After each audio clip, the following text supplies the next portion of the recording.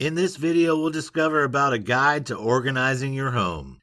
Are you ready to organize your home to reclaim your life, but aren't sure where to start? Then here's a complete guide to help you begin that task. A systematic approach.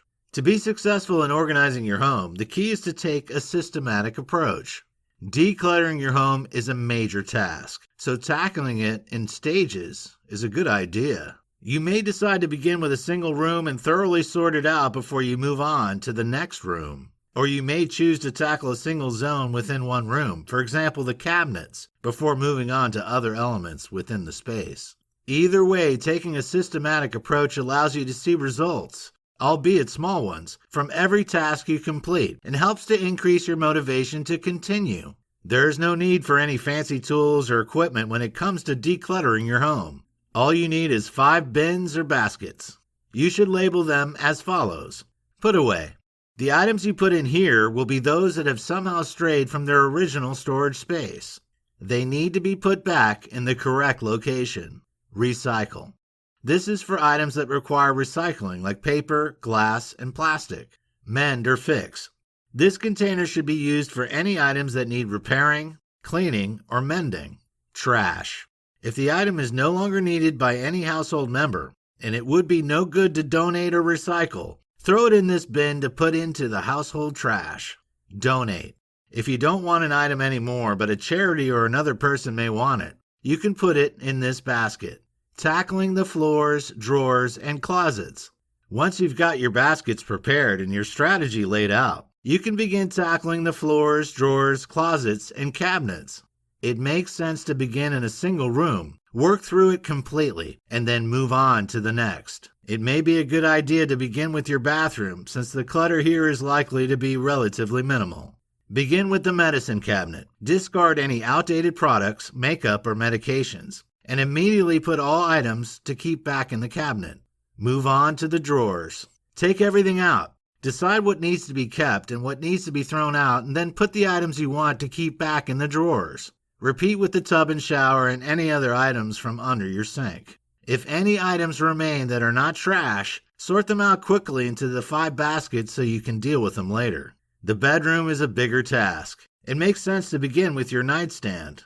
Remove anything that doesn't belong and sort it into the appropriate basket. If there are any items you don't use, like an empty tissue box, a broken charger, or a pen that doesn't work, get rid of them. Next, move on to the chests, bureaus, and dressers. If any clothing is thrown around, put it in the laundry basket if it needs washing, or into the put-away bin if it needs to be hung up or folded into a drawer. Empty your bureau, drawers, and cabinets and put any items that are still in good condition but that you no longer wear into the donation basket. Put away all the remaining clothing neatly. No matter how tempted you may be to simply put the items back into drawers or cabinets, avoid that temptation. Put them into the put-away basket and deal with them later. Throw away or recycle any items that haven't been used for 6 months or more. The closet is the next big job. The easiest way to tackle it is to sort clothing items by type. Go through each category and sort your items into 5 piles. One will be to keep and put back in the closet. One will be for any items that are in the incorrect place. One will be for dirty laundry. One will be for items to be dry cleaned or repaired, and one will be for items to be donated. Moving on to the entryway, you'll find that even the smallest space will have some clutter to be dealt with. If you have a side table, console, or desk, tackle that first. Remove all items in the drawers and decide whether to toss or keep them. If you have a hall closet, declutter it in the same way as your bedroom closets. The kitchen is a major space to address, and it can also be the most challenging to keep clutter-free in the long term since so many activities take place there, from cooking and eating to socializing. You'll therefore have lots of items in it. You can opt to either go through each zone one at a time or focus on a single category of an item before moving on to the next. Completely empty your chosen space. Evaluate each item. Throw away anything that is unnecessary, then put the other items back tidily. The upper cabinets and pantry are a good place to begin before moving on to the drawers, under sink area, and lower cabinets. Last of all, focus on the countertops and try to move as much as possible into storage spaces. The final area to tackle is the living room. This is an especially difficult space to address since it sees a lot of use and may lack storage. To begin, decide on where you're going to store all your commonly used items like your books, magazines, and remote controls. Then begin decluttering your side tables, console, and bookcases before moving on to your entertainment center and coffee table. Put any books away. If there's any paperwork to deal with, put it to one side and fold up any blankets. Check your electronic items and get rid of any that don't work. Store any gadgets, controllers, gaming equipment, and chargers in a convenient but hidden location. Lastly, if there are any toys lying around, assess them for damage and check if they still work. If your kids don't play with it anymore, recycle it. Put any remaining items away tidily. Bringing in help. When you're trying to organize an entire house, it can be a major job, especially if you're living in a large household. If this applies to you, it's time to bring in some help in the form of your friends or family.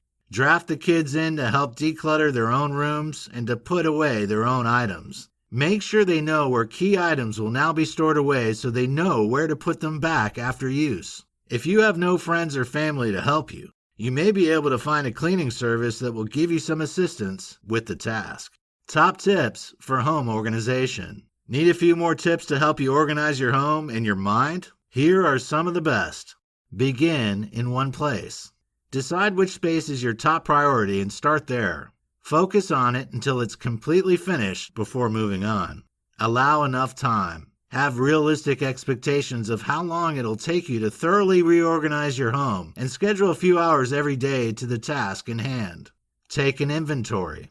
After any unwanted items are removed, inspect what remains and decide if it's in the right or wrong place.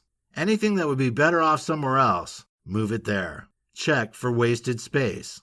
Are there any additional areas that could be put to work for you? Spaces under beds, over doors, or under sinks may be overlooked but may hold valuable storage room. Think vertically.